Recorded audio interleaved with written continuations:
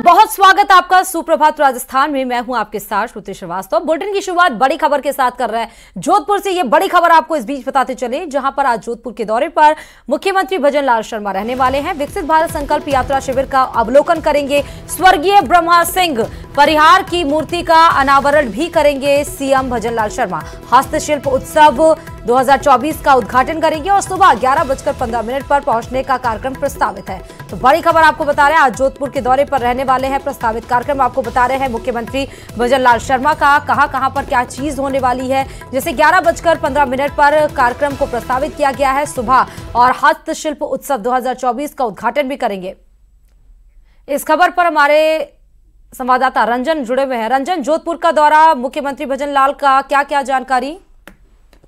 देखिए, मुख्यमंत्री बनने के बाद पहली बार जो मुख्यमंत्री भजन लाल शर्मा है उनका जोधपुर आगमन हो रहा है। इसको लेकर भारतीय जनता पार्टी खेमे में बड़ा उत्साह और खुशी का माहौल है। भारतीय जनता पार्टी के पदाधिकारी, कार्यकर्ता सभी लोग इस खुशी के मौके पर एयरपोर्ट पहुंचकर भव्य स्वागत की तैयारी में जुटे हैं और बड़ा यादगार तरीके से पहली बार ऐसा हो रहा है कि भजन लाल शर्मा मुख्यमंत्री बनने के बाद उनका जोधपुर आने का कार्यक्रम बना है। इसको लेकर के उत्साह का माहौल है और जो कार्यक्रम है तकरीबन 11:15 के आसपास एक संभावित समय बताया गया है जब जयपुर से विमान के जरिए वे यहाँ पहुंचेंगे और उसके बाद में विकसित भारत संकल्प यात्रा के जो शिविर हैं उसका लूनी क्षेत्र में, बोरानाडा क्षेत्र में एक शिविर का अवलोकन कार्यक्रम है। उसके अलावा माता का थान क्षेत्र में ब्रह्म सिंह परिहार की मूर्ति अनावरण का एक कार्यक्रम है। उसमें शिरकत करने के बाद जो मुख्य कार्यक्रम के रूप में जिसे देखा जा रहा है पश्चिमी राजस्थान हस्तशिल्प उत्सव 33वां संस्करण है, उसका यहाँ उद्घाटन करेंगे और उसके बाद में श्री रविशंकर निर्मल गहलोत चैरिटेबल ट्रस्ट की ओर से रक्तशाला एक उद्घाटन करने का कार्यक्रम है रखा गया है। 2:15 बजे के आसपास रवानगी का समय बताया गया है, लेकिन उससे पहले कार्यकर्ताओं का जो उत्साह है वो परवान पर है। बैठकें हुई है, जिला कलेक्टर के माध्यम से अगर बात की जाए तो प्रशासनिक स्तर पर भी तैयारियां पूरी की गई है, दिशा निर्देश दिए गए हैं और कुल मिलाकर के जो पहली बार आगमन हो रहा है उसको लेकर के कार्यकर्ताओं में खुशी का माहौल है। जो कार्यक्रम बताए गए हैं उसके अनुसार तैयारियां पूरी कर ली गई है। पश्चिमी राजस्थान हस्तशिल्प उत्सव जो बड़ा मेला है, पश्चिमी राजस्थान का बड़ा मेला है, लघु उद्योजकों के लिए एक रोजगार परक जो कार्य यहाँ किया जाता है और जोधपुर नहीं पूरे मारवाड़ क्षेत्र में इस मेले का बड़ा महत्व है। उसके उद्घाटन के मौके पर यहाँ आ रहे हैं तो निश्चित तौर पर आम जनता में भी कहीं न कहीं पहली बार। बहुत बहुत शुक्रिया रंजन तमाम जानकारी देने के लिए। तो जोधपुर के दौरे पर मुख्यमंत्री बनने के बाद पहली बार जोधपुर का दौरा है, बहुत ही महत्वपूर्ण। और जयपुर से इस बीच आपको बड़ी खबर बताते चले कि आज विधानसभा की कार्रवाई होनी है। सुबह 11 बजे से विधानसभा की कार्रवाई शुरू हो जाएगी। प्रश्नकाल के साथ इस कार्रवाई को शुरू किया जाएगा। साथ ही राज्यपाल के अभिभाषण पर वाद विवाद भी होना है। आज भी सदन में जोरदार हंगामे के आसार देखे जा रहे हैं, क्योंकि कल जिस तरह पेपर लीक और राम के नाम पर हंगामा हुआ था और जिस तरह विधानसभा अध्यक्ष को बार बार अपनी कुर्सी से उठना पड़ा था, बार बार शांत कराना पड़ा था, वो माहौल देखकर लग रहा है कि आज भी सदन की कार्रवाई ऐसा ना हो कि हंगामे की भेंट चढ़ जाए, क्योंकि आज भी दूसरा दिन है और राज्यपाल के अभिभाषण पर यह वाद विवाद भी हो रहा है। पेपर लीक मामले पर विधानसभा में भारी हंगामा। हनुमान बेनीवाल ने पेपर लीक पर उठाए सवाल। सरकार से मांगा एसआईटी जांच का ब्यौरा। सदन में सत्ता पक्ष और विपक्ष में तीखी नोकझोंक।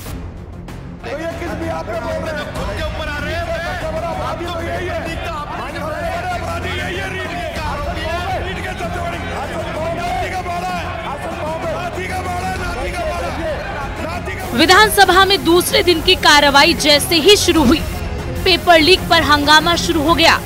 विपक्ष ने पेपर लीक का मुद्दा उठाते हुए सरकार से सवाल जवाब शुरू कर दिए। सवालों की शुरुआत पेपर लीक मामले की जांच से हुई। राष्ट्रीय लोकतांत्रिक पार्टी के मुखिया और खींवसर विधायक हनुमान बेनीवाल ने पहला सवाल पूछा, जिसमें सरकार से एसआईटी जांच का ब्यौरा मांगा। मेरी मांग ये है कि एसआईटी गठन की तो कोई बात ही नहीं थी साहब। मांगने आप तो प्रश्न पूछिए। एक मिनट सवाल पूछना था। मामला ये था, आप जब चुनाव में गए तो आपने कहा था जैसे ही हमारी सरकार आएगी हम सीबीआई जांच करेंगे। मेरा थोड़ा सा एक एक करके 2 सवाल पूछ लो, एक साथ पूछूं, आप बताइए अध्यक्ष महोदय, एक एक करके आधा मिनट का। पहला 2 प्रश्न। मेरा मंत्री जी आपसे ये निवेदन है कि रीट भर्ती परीक्षा 2021, वरिष्ठ अध्यापक भर्ती परीक्षा 2022, सीएचओ भर्ती परीक्षा 2020, हाईकोर्ट लिपिक भर्ती 2020, कनिष्ठ अभियंता डिग्री भर्ती परीक्षा 20, राजस्थान पुलिस कांस्टेबल 2021 जुड़े मामलों को आपने एसआईटी जांच के दायरे में तो लिया है। क्या सरकार इन तमाम भर्ती परीक्षाओं की जांच सीबीआई से कराने की मंशा रखती है ताकि पर्दे के पीछे बैठे असली गुनहगार मगरमच्छों के नाम भी उजागर होकर उनके विरुद्ध कार्रवाई हो सके? यदि हाँ तो कब तक? विपक्ष सरकार से जहां पेपर लीक मामले में एसआईटी जांच का ब्यौरा मांग रहा था, वहीं सरकार से सीबीआई जांच की मांग भी की। ऐसे में विरोधियों के हमलों का जवाब देने के लिए सदन में चिकित्सा एवं स्वास्थ्य मंत्री गजेंद्र सिंह ने जवाब दिया। ये बताना चाहूंगा आपके माध्यम से कि 2021 में 5 बड़े ऐसे पेपर लीक केसेस थे, 2022 में 10 हुए, 2023 में 5, और जब से हमारी सरकार आई है 2 पेपर्स हुए हैं, उनमें कोई लीक या कोई समस्या नहीं आई है। 33 में से 32 केस लॉन्च हुए हैं, उसमें अरेस्ट हुए हैं, चार्जशीट हुई है, एक में हाईकोर्ट ऑर्डर से स्टे है। 615 जो है एक्यूज जो है वो अरेस्टेड हैं। 49 गवर्नमेंट ऑफिशियल्स अरेस्ट हुए हैं, मेनली टीचर्स। 11 टीचर्स 49 में से उनकी नौकरियां उनको डिसमिस किया गया है। आप सुन लीजिए, ये तो लंबा चौड़ा सुनिए, बैठिए अध्यक्ष महोदय। इस बीच कांग्रेस प्रदेश अध्यक्ष गोविंद सिंह डोटासरा भी खड़े हुए। उन्होंने सरकार के जवाब पर सवाल खड़े किए, जिसके बाद हंगामा शुरू हो गया। मैं आपके माध्यम से माननीय मंत्री महोदय से पूछना चाहता हूं कि ये जो आपने कोई नहीं बोलेगा भाई, बताएं, मैंने अलाउ किया है। आपने जो जवाब में 33 प्रकरण बताए हैं, परीक्षा पत्र जो आउट हुए हैं, उसमें पूर्व सरकार के कितने हैं और उससे पूर्व भारतीय जनता पार्टी के सरकार के समय में कितने पेपर लीक हुए थे? और ये जो एक प्रकरण है, ये कौन सा प्रकरण है जिसका चालान नहीं हुआ? यानी एक माननीय अध्यक्ष, सत्ता पक्ष और विपक्ष के बीच पेपर लीक मामले की जांच के मसले पर जमकर हंगामा हो रहा था। इस बीच विधानसभा अध्यक्ष वासुदेव देवनानी ने सदस्यों को फटकार लगाई। नाथी का बाड़ा कैसे बोल सकता है? नाथी का बाड़ा कैसे बोल सकता है जिसके ऊपर आरोप? माननीय मंत्री महोदय, मंत्री हैं, बैठिए, मंत्रियों को खड़ा नहीं होना है, बैठिए आप बैठिए। ये क्या तमाशा है? मतलब मुझे कठोर कदम उठाना? माननीय मंत्री महोदय, बिना अनुमति के कोई भी नहीं बोलेगा। करीब 1 महीने पहले सरकार ने पेपर लीक को लेकर एसआईटी का गठन किया था। सरकार की माने तो 615 आरोपी गिरफ्तार भी किए जा चुके हैं, लेकिन विपक्ष सरकार की मंशा पर सवाल खड़े कर रहा है, जिसका नतीजा हंगामे के तौर पर सदन में नजर आ रहा है। ऐसे में इस बात की पूरी संभावना है कि पेपर लीक को लेकर आने वाले दिनों में भी हंगामा होगा। Bureau report, news 18 Rajasthan.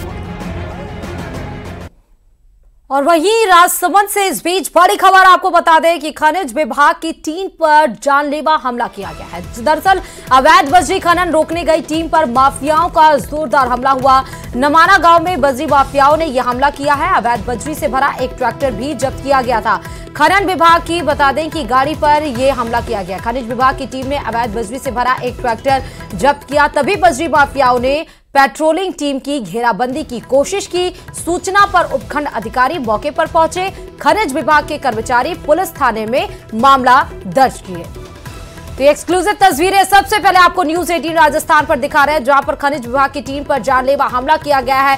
Tractor trolley जब्त किया गया और तभी पेट्रोलिंग के दरमियान ही खनिज माफियाओं ने घेराबंदी कर जो टीम गश्त करने आई थी, जो टीम पेट्रोलिंग करने आई थी, उस पर जानलेवा हमला किया गया।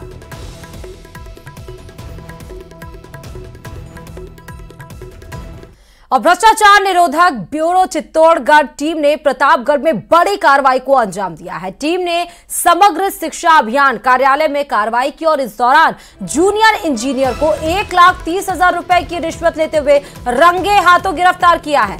आपको बता दें कि रिश्वत जिले के अरनोद विद्यालय में लैब निर्माण के फाइनल बिल बनाने की एवज में मांगी गई थी और मामले में एसीबी की ओर से आरोपी के घर और अन्य स्थानों पर तलाशी भी ली गई। वहीं कार्रवाई के बाद एसीबी के उप महानिरीक्षक के निर्देशन में आरोपी से देर रात तक पूछताछ की गई। एसीबी मामले में लगातार अब कार्रवाई कर रही है। जो समग्र शिक्षा अभियान के जेईएन हैं आशुतोष जी, उन्होंने परिवादी को बुलाया, जिस पर आज हमने उनको उनके ऑफिस में 1,30,000 रुपये लेते हुए पकड़ा है।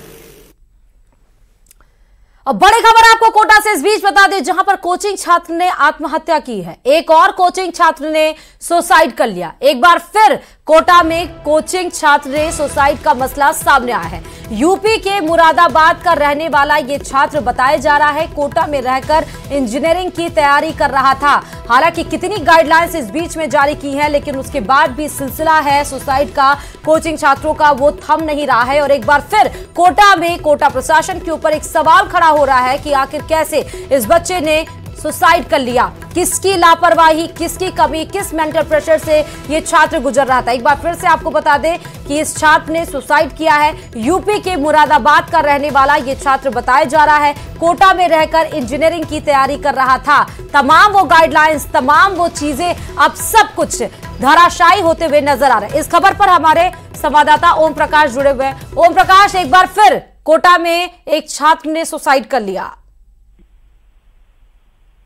देखिए, देर रात जवाहरनगर थाना इलाके के किसी रेजिडेंसी में रहने वाले एक 18 वर्षीय छात्र ने बताया जा रहा है कि जो सुसाइड किया है, पंखे से लटक कर सुसाइड करने की बात फिलहाल सामने आ रही है। हालांकि सुसाइड के कारणों के बारे में भी फिलहाल पुलिस स्पष्ट नहीं कर पाई है। देर रात को एमबीएस अस्पताल की मोर्चरी में उनके शव को रखवाया है। मुरादाबाद का रहने वाला ये छात्र मोहम्मद जैदी है, जिन्होंने जो है मौत को गले लगाया है। कोचिंग नगरी में वैसे भी गाइडलाइन जारी होने के बाद, नई गाइडलाइन जारी होने के बाद कोचिंग संस्थानों में हड़कंप मचा हुआ था। और क्या है कि कोई गाइडलाइन की पालना करने के लिए कई बार जिला प्रशासन की तरफ से सख्त निर्देश दिए जा रहे थे। लेकिन बड़ा सवाल कि कोचिंग नगरी में एक और जो इंजीनियर बनने का सपना लेकर यूपी से कोटा आकर रह रहा था, उस छात्र ने जान दे दी। फिलहाल जवाहरनगर थाना पुलिस पूरे मामले की जांच कर रही है और परिजनों को सूचित कर दिया गया है। परिजन संभवत दोपहर बाद या शाम तक जब कोटा पहुंचेंगे तब पोस्टमार्टम की प्रक्रिया पूरी हो पाएगी। बहुत बहुत शुक्रिया ओम प्रकाश तमाम जानकारी देने के लिए।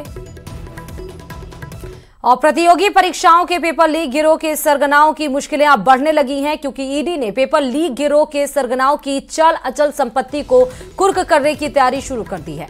ईडी को न्यायिक प्राधिकरण से पेपर लीक प्रकरण के मुख्य आरोपी और राजस्थान लोक सेवा आयोग के सदस्य बाबूलाल कटारा, मुख्य सरगना सुरेश ढाका, मांगीलाल ढाका और अनिल मीणा की संपत्तियों को कुर्क करने की मंजूरी मिल गई है।